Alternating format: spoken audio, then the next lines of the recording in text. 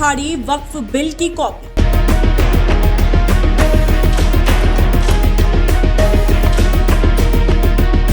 अब ओवैसी पहुंचे supreme court.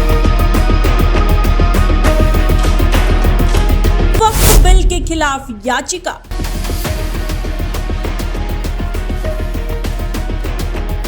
क्या सीजेआई खन्ना करेंगे फैसला?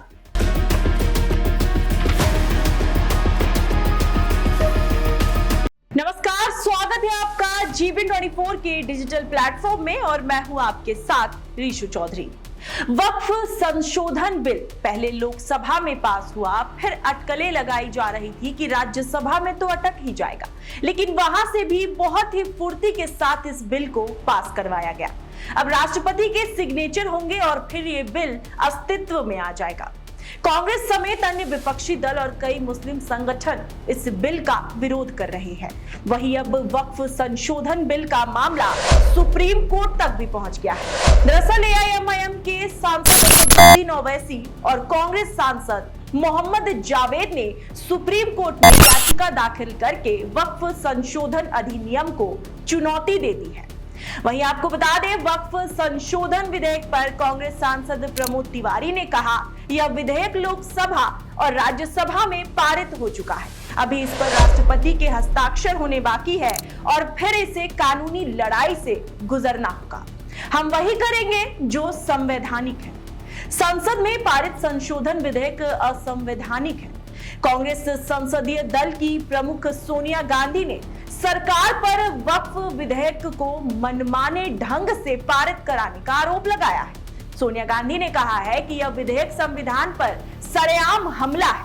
यह समाज को स्थायी ध्रुवीकरण की स्थिति में बनाए रखने की बीजेपी की सोची समझी रणनीति का हिस्सा है। वहीं लोकसभा अध्यक्ष ओम बिरला ने सोनिया गांधी को जवाब दिया है। उन्होंने बिना नाम लिए हुए कहा कि वक्फ विधेयक पर वरिष्ठ सदस्य द्वारा टिप्पणी दुर्भाग्यपूर्ण और संसदीय मर्यादा के अनुरूप नहीं। सत्ता पक्ष और विपक्षी दलों के बीच पूरे दिन की चर्चा और बहस के बाद वक्फ संशोधन विधेयक 2025 को लोकसभा और राज्यसभा दोनों सदनों में पास किया गया है।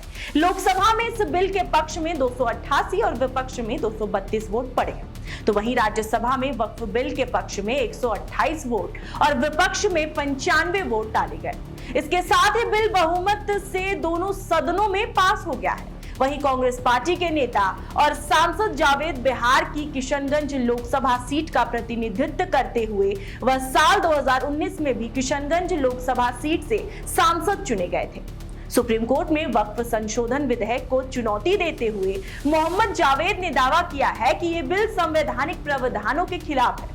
वहीं ओवैसी ने याचिका में कहा है कि ये प्रावधान मुसलमानों और मुस्लिम समुदाय के मौलिक अधिकारों का स्पष्ट स्वरूप से उल्लंघन करते हैं। साथ ही आपको बता दें, वक्फ संशोधन बिल 2025 को लेकर सड़कों पर भी आंदोलन छिड़ा हुआ है।